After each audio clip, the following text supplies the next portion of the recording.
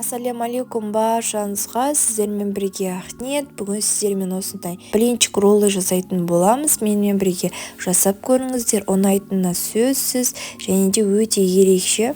Ең алдымен сүтімізге қантымызды саламыз. Екеуін жақсылап тұрып араластырып аламыз қантымыз ерігенше. Одан соң жұмыртқамызды саламыз. Сонымен қатар сұйық майымызды құйып аламыз. Және де ас содасын салып, барлығын жақсылап тұрып араластырып аламыз. Біркелкі массаға келгенінше. Електен өткізілген ұнымызды салып аламыз.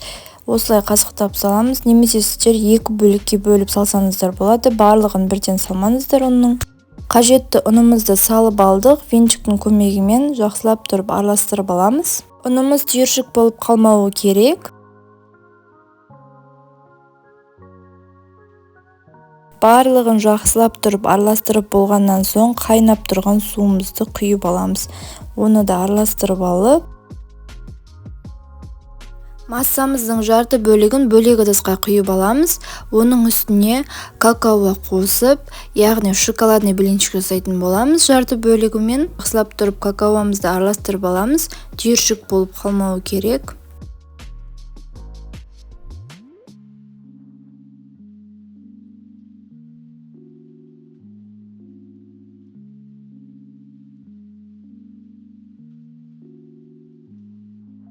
Мінекей бізде осындай масса шығады. Қатты қою болып кетпеген. Қатты отта табамызды қыздырып аламыз. Міндетті түрде қатты отта қыздырып аламыз. Одан соң сұйық маймен бетін майлап аламыз. Біріншісінде ғана сұйық маймен майлап аламыз. Келесілерінде майламаймыз. Осылай құймағымызды бір ожаудай толтырмай құйып аламыз. Осындай болып тесік-тесік болып піседі. Яғни піскен деген сөз осылай тесік болған. Силиконовый лопатканың көмегімен немесе ағаш қасықпен осылай жан-жағын көтеріп шығып, келесі бетіне ауыстырып, сол бетін пісіріп алатын боламыз. 1-2 минут қана ұстайтын боламыз. Осылай қатты отта келесі блинчиктерімізді де пісіріп аламыз.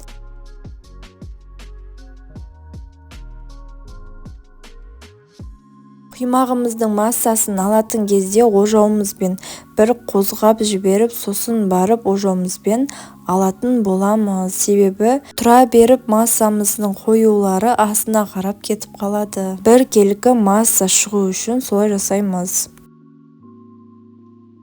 Менің каналыма тіркеліп, қоңырау жаңа басып қойсаңыздар, мендегі шыққан видеоларды алғаш болып көретін боласыздар.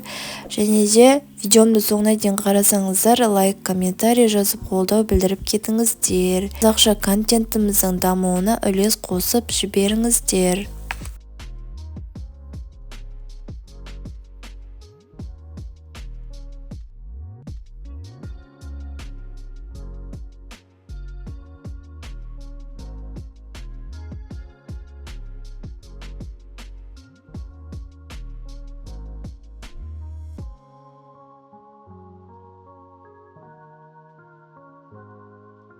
Келесі шоколадсыз ақ блинчигімізді пісіреміз. Мінекей оны да осылайнан ожауды толтырмай құйып аламыз. Одан соң осындай силиконовый лопатканың көмегімен немесе спашканың көмегімен де болады. Осылай жандарын көтеріп алып, келесі бетіне ауыстырамыз. Келесі бетін 1-2 минут қана пісіреміз. Әйтпесе күйіп кетуі мүмкін. Осылай жалғастырып құймақтарымызды пісіріп аламыз.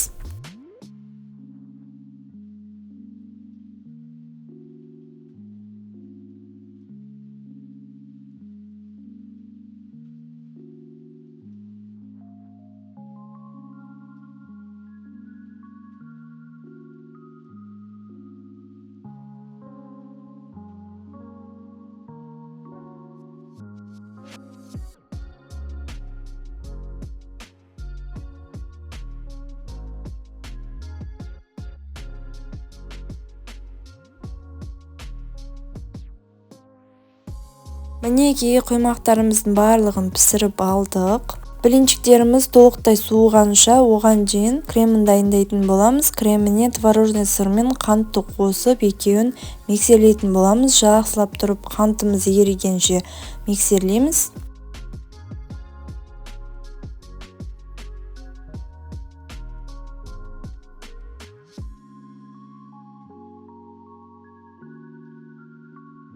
Біздің креміміз дайын болды. Енді кондитерский мешогымызға саламыз. Оған салмас бұрын кондитерский мешогымызды осылай стаканымызға қойып аламыз. Сонда бізге ыңғайлы болады.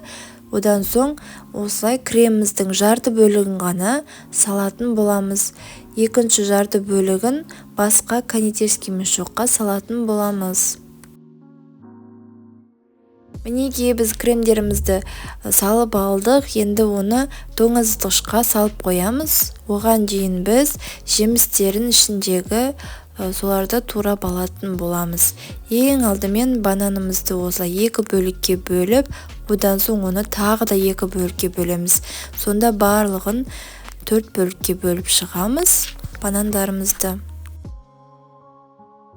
Келесі кивиіміздің сыртын ашып, осылай екі бөлікке бөліп, ұзынша етіп турайтын боламыз. Сіздер өз қалауларыңызша, негізі кішкене қалыңдау болғаны дұрыс. Сонда біздің роллайларымыздың ортасында жуан болып, әдемі болып көрініп тұрады. Кивиімізді де турап болдық. Келесі толықтай суыған блинчигіміздің үстіне кремімізді жағамыз. Видеода көріп тұрғандарыңыздай осылай жағатын боламыз. 3 қатар немесе 2 қатардан жағамыз. Одан соң оның үстіне бананымызды қоямыз. Енді кивиімізді қоямыз. Кивиімізден біз 3 дана қоятын боламыз. Сіздер өз қалауларыңыз бойынша қойсаңыздар болады. Ораймыз осылай видеода көріп тұрғандарыңыздай қаттырақ қысатын боламыз. Сонда ішіндегілері босап ажырап кетпейді. Соңғы жағына кішкене крем жағып жіберіп осылай біріктіріп қоятын боламыз. Одан кейін формаға келтіреміз. Осылайынан 4 бұрышты етеміз немесе дөңгелек қылып өздеріңіз қалауларыңызша. Осылай блинчиктерімізді орай береміз. Яғни блинчик роллымызды осылай дайындай беретін боламыз.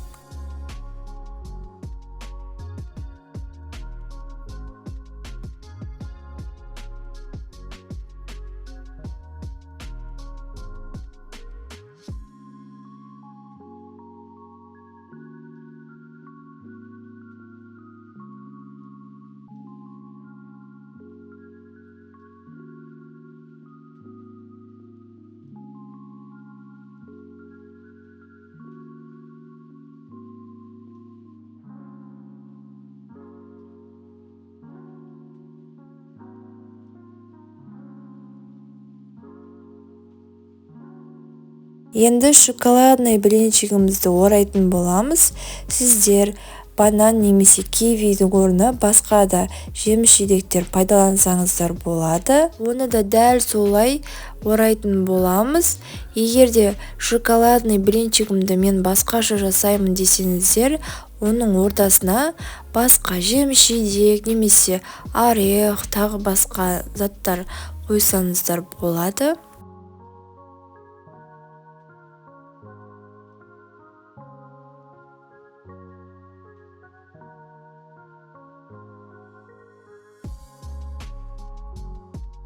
Мінекей біздің блинчик роллымыз дайын болды. Қонақ күткен кезде де столыңыздың сәнін келтіреді және де дәмі де өте ерекше дәм. Жасап көруге кеңес беремін.